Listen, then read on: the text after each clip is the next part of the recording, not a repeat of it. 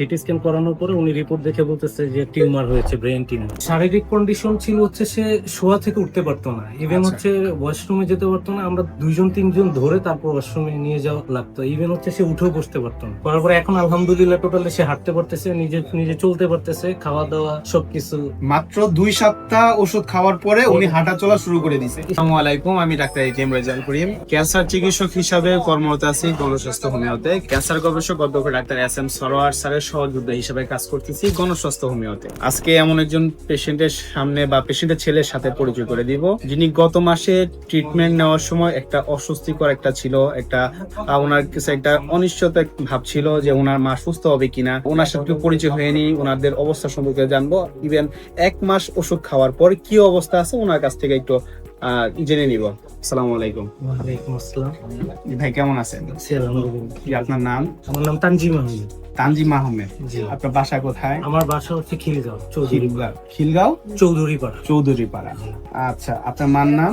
আমার মার নাম চামিলি বেগম। চামিলি বেগম। আপনি যদি বলতেন আপনাদের মানে পেশেন্টের কি হয়েছিল বা আপনার মার কি হয়েছিল, কিভাবে আসলেন, কোথায় ট্রিটমেন্ট করলেন একটু বলেন। সর্বপ্রথম হচ্ছে যে আমার মায়ের তো অস্বস্তি ছিল কিছুদিন, তারপর হচ্ছে ডক্টর দেখাইছি এলোপ্যাথি। তো উনি রিপোর্ট দিছে, তখন আমরা সিটি স্ক্যান করাইছি। সিটি স্ক্যান করানোর পরে উনি রিপোর্ট দেখে বলতেছে যে টিউমার হয়েছে, ব্রেন টিউমার। দেন হচ্ছে ম্যাক্সিমাম ডক্টরই বলছে যে অপারেশন করাতে হবে। তারপর হচ্ছে আমার মা অপারেশন করাতে মানে তার পক্ষে না, রাজি না এক কথায়। তারপর আমি অনলাইন থেকে আপনাদের অ্যাড্রেস পেয়েছি, দেন আমি এখানে আসছি। আসার পর অনেক হতাশ ছিলাম। আফটার 1 মান্থ আলহামদুলিল্লাহ ফিলিংস গুড।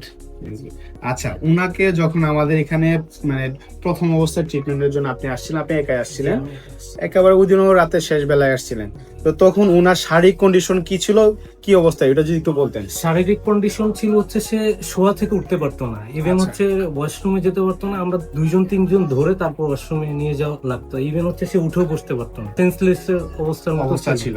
কথা বলতে পারতো কি? কথা বলতো, বাট ওইভাবে না, মানে না বলার মতোই। আচ্ছা, আমি আজকে ভিডিও কলে ওনার সাথে কথা বললাম। তো আজকে 1 মাস ওষুধ খাওয়ার পরে আমাদের দীর্ঘ 1 মাস ওষুধ খাইলেন আমাদের এখান থেকে ওষুধ খাওয়ার এখন বর্তমান কি কন্ডিশন আছে, যে অবস্থা বাসায় রেখে আসছেন? হচ্ছে 2 উইকস লেটার হচ্ছে মার condition day by day improve করছে। করার পরে এখন আলহামদুলিল্লাহ টোটালি সে হাঁটতে পারতেছে, নিজে নিজে চলতে পারতেছে, খাওয়া দাওয়া সবকিছু। মাত্র 2 সপ্তাহ ওষুধ খাওয়ার পরে উনি হাঁটা চলা শুরু করে দিয়েছে। জি, মোটামুটি। তারপর এখন ডে বাই ডে ইমপ্রুভ করছে, এখন আলহামদুলিল্লাহ। মানে প্রথমে একটু ভালো হয়েছে, তারপর আর ধীরে ধীরে আরো ভালো হয়ে গেছে। জি জি, আলহামদুলিল্লাহ। তো এখন আলহামদুলিল্লাহ মা চলতে পারতেছে, নিজের সম্পূর্ণ কাজ নিজেই করতে পারতেছে। আচ্ছা, সবাই একটা কথা বলে যে ক্যান্সারের পেশেন্ট সুস্থ হয় না, ইভেন ব্রেন টিউমারের পেশেন্ট সুস্থ হয় না, সার্জারি লাগবে, ওটা সার্জারি করতে হবে।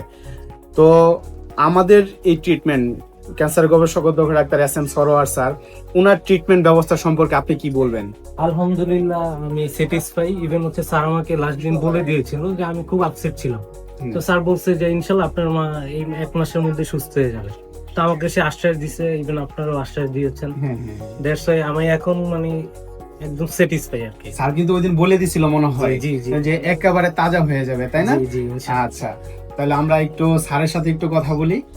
তো এই মুহূর্তে আমি স্যারের সাথে একটু কথা বলে দিয়েছি। আমার পাশে আছে বিশ্বনন্দিত ক্যান্সার গবেষক অধ্যক্ষ এস.এম. সরোয়ার স্যার। স্যার যদি এই বিষয়ে কিছু বলতেন। সম্মানিত দেশবাসী, বিশেষ করে ওনার আমরা শুধু আল্লাহর রসের সম্মতে যে সকল ক্যান্সার রোগী একদম গলা থেকে পেনিস পর্যন্ত 4-5টা অপারেশন হয়েছে, ক্যান্সার গবেষক ডাক্তার এস.এম. সরোয়ার লিখলেই প্রায় 5,500-এর ঊর্ধ্বে সাক্ষাৎকার পাবেন যারা সুন্দরভাবে সুস্থ হয়েছে। আমরা বলবো ক্যান্সার হলে আনসার নেই, সে কথার কোনো ভিত্তি নেই। ক্যান্সার সম্পূর্ণরূপে সুস্থ হয়। যে কোনো ক্যান্সার, মাথার চুল থেকে পায়ের নখ পর্যন্ত যে কোনো ক্যান্সারই হোক না কেন, ক্যান্সার বডির যত জায়গায় ছড়ায় পড়ুক না কেন, ক্যান্সার সম্পূর্ণরূপে ভালো হয়। বিশেষ করে যে কোনো ক্যান্সারের ব্যাপারে পরামর্শ নেওয়ার জন্য আপনারা স্ক্রিনে দেওয়া নম্বরে যোগাযোগ করুন। সবাইকে ধন্যবাদ। আসসালামু আলাইকুম।